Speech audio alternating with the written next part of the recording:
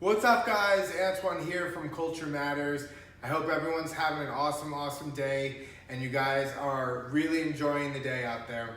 Hey, I just want to take a quick moment and talk with you about the levels of consciousness.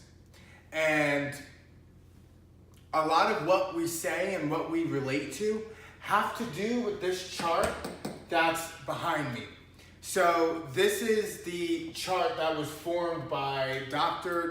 David R. Hawkin in his book Power vs. Force and all of his academic studies on this. And if you're not familiar with the background of his studies, it links kinesiology and the study of the body's natural reaction and natural consciousness. They've done a study where they were able to measure the body, unconsciously knew, and was able to show a response to artificial and genetically, GMOs and artificial sugar, and the body knew what was bad for it and what was good for it by showing a strong or negative correlation on the test, as well as mentally in your mind. They were able to reproduce strong and weak correlations between, positive and negative stimulation in the brain. They had Hitler. I'll give you a synopsis. They said to take the picture of Hitler and hold it in your brain, and they did a test where you push up against something and it measures the force that's pushing up against it. And throughout the tests and different people that were tests on this, they were able to diagnose people weaknesses within the body when you would focus on negative emotional attachments, things that had negative emotions attached to them. So this is the list of consciousness levels.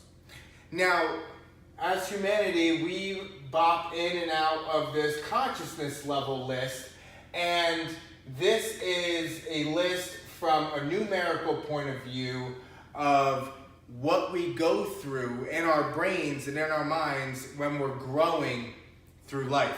So I wanted to explain this to you, and so the book Power vs. Force, they bring light to the fact that everything under the 200 level is considered force energy, and everything above the 200 level is power energy. And leadership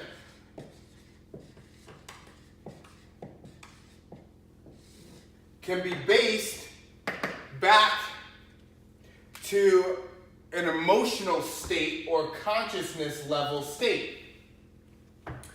And he preaches that as leaderships, we must lead from a position of power and not a position of force. So let's go through this really quickly. Shame correlates at a 20, which is obviously the lowest level, which is right before death, okay? And here is death. Okay, so shame is right before death. And shame carries the emotions of humiliation and elimination. This is the level of suicide. When you're contemplating taking your own life, this is the level of consciousness state that it is explained that you are at. Now, when you get a little bit further above this level, I'll take this, above this level, throw that over there, humiliation and elimination creates suicide. When you jump up to a level 30, you no longer experience shame, but your guilt, and you're guilt-driven, which is blame of yourself and obviously destruction. You're going to exhibit a lot of destructive behaviors. You're going to have a lot of emotional outbursts at this level. It's going to be like a roller coaster of just chaos, basically, emotionally and internally. Once we level up from that level of consciousness, we come to apathy. Now, apathy is hopelessness and despair. This is the level of homelessness.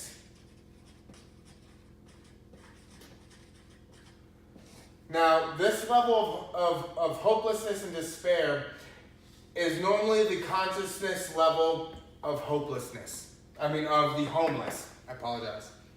And now the homeless are stuck in this state of just hopeless. They're in despair. They have like nowhere to go. They don't believe. They're so numb. They're just numb. Emotionally because of the hopelessness that incurs.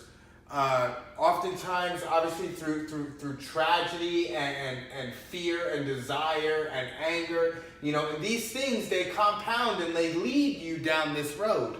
So this hopelessness and despair, it's very difficult. You don't have any self-esteem. You don't have anything to really that you're going for. You're existing. You're simply existing and not hoping for any better in your life, and you're no longer grieving about it. You're not sad about being homeless anymore. You've accepted the fact that you're homeless, and this is what my life is, and this is what my life turned out to be, and that's it. And case closed.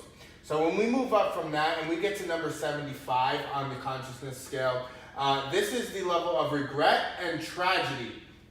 Now, a lot of us have done things in our lives that we regret, sure. However, this is the level of grief and regret, when you lose a loved one, can shoot you down the spiral to grief for a certain amount of time until you come back up to one of your levels of consciousness that you normally operate at. So, grief, oftentimes, if you've committed murder and you're in jail and you're serving your prison sentence, grief is a very common emotion that is going to plague that inmate. Over the regret of doing something, of taking someone's life, they go into prison and they find their faith and they find their religion and they start getting into personal developments, and then after, they start to climb the ladder of consciousness. Now, I'm not saying, going to jail for murder is the only thing that could do it. However, if you're going to jail for murder and you're not mentally impaired in some type of way, you're most likely going to feel a regret because that was a tragic moment, something that happened in your life that's very traumatic. So mental health issues aside, someone with a normal mental capacities or without mental health issues, and they can feel the sense, of empathy, or is going to feel regret for that action. So, moving up from grief is fear. Now, fear has really excelled humanity. Okay, fear excelled humanity to a point where industries have been created on fear. So the fear what's the pharmaceutical company? Fear of getting sick, fear of dying, fear of, something really bad happening to you. So fear operates out of anxiety and withdrawal. And this is a level of a lot of drug addicts. Okay? A lot of drug addicts, they fear what the future brings. They fear certain things in life. They fear past things that have happened to them, etc. They have certain fears and buried fears that they haven't dealt with, and it leads to addiction, high anxiety, and withdrawal. So when you're leading from fear, you're leading from a space that that is ultimately going to have the other person on the other end, like say I'm trying to lead because you fear me, right? That other person is going to resent you. It's going to foster other types of feelings and emotions that are negative and that aren't going to be beneficial to you and aren't going to be beneficial to the person and or people that you're working with. So if we want to not lead out of fear, I mean, Hitler led out of fear, right? The fear of losing, of encroachment and invasion. So we don't want to lead from a level of fear. Although fear, it can be very, very proactive in the sense that anxiety usually tends to cause an action. The actions are sporadic and they're not well calculated. However, fear has been a strong motive within the human civilization. So fear has caused many horrible things and also many great things to be created out of fear. So as we move up the consciousness scale, I guess I'll throw this in here. Humanity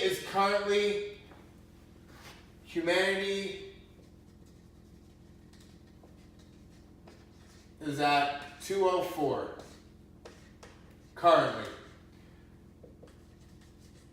We are at a 204 level currently as humanity. We recently made that jump within the 21st century with the technology that we have available to us. So let's keep going. 125 is desire, which is disappointment. The disappointment within yourself. The desire, leading from a sense of desire, is going to basically, you're always desiring something. So when you constantly seek something from someone, that desire, that you're pushing them, okay, because of a desired outcome on a constant basis, and you're only leading to see that outcome. Now you, if you're a manager, if you're a leader, if you're a boss, you're going to drive yourself insane because you're going to always crave that level of performance. Now, in any industry that you have, you obviously are understanding of burnout. So when you're pushing your people that hard based on your desire of a performance outcome, you will be enslaved mentally by your addictive leadership personality. Okay? Your desire is literally going to kill your leadership and the people that you're leading. Okay? Now, before desire, working our way up, 150 is anger. Hate and aggression. Now, when you're leading from anger, hate, and aggression, this is obviously a step up from Hitler's fear. However, these absolutely commingle because as humanity, we can bop in and out of all of these. However, what we currently wear or what level that we're at is an average of where we fall on the most consistent basis. So, leading from anger and coming in all puffed up, you're the boss of the bosses and nobody can tell you nothing, and coming in your office and leading people like that. Hey, you go over there, this and that. Are you kidding me? You mess this up or mess that up, and you're putting all that freaking energy out into your people, and it's just sucking the life out of them. So leave your personal problems at home. Okay? Do not come to work and leave your people angry. Put a smile on your face. Okay? Anger has obviously caused wars,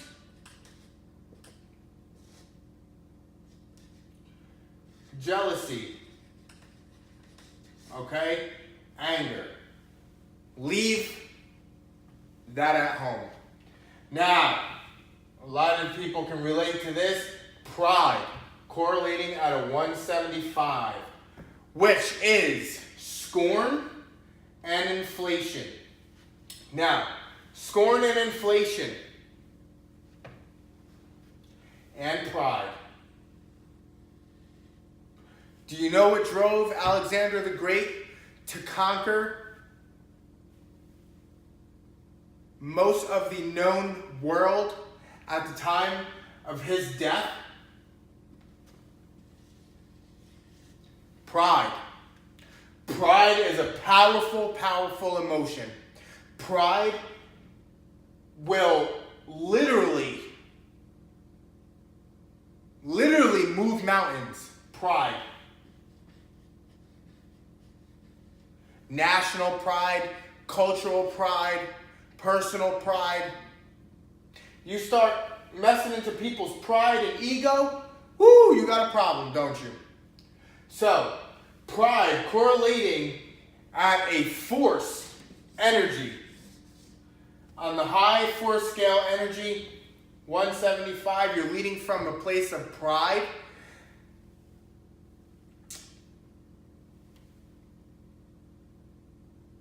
Having pride is good if you can remove the I. Okay? Remove the I from pride. Because it's not about you and it's not about the individual, it's about the collective. And by taking the I out of pride and having that belief and purpose in the collective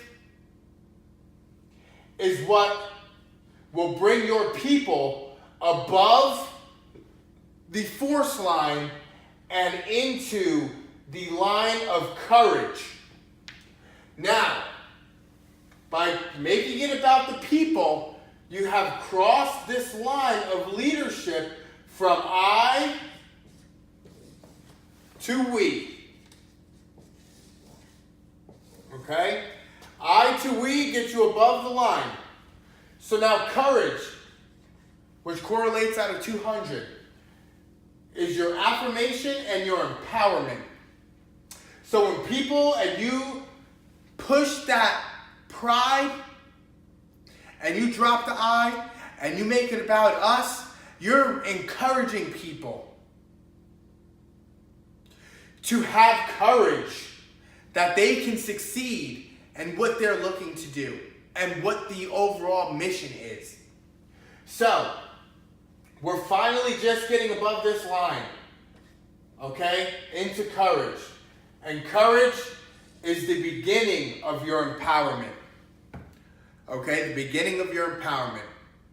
I'm going to cut this in two, and I'm going to pick right back up with what we got here on the power consciousness levels, 200 and up. We'll cover that on the next level in the next video. And thank you for watching. I appreciate you guys. I know this one was a long one, and we'll catch you on the next video covering power, energy, and leadership. Guys, culture matters. I love you all. Antoine Webb here. Check us out, www.culturemattersuniversity.com. Check us out on the YouTube and on the internet.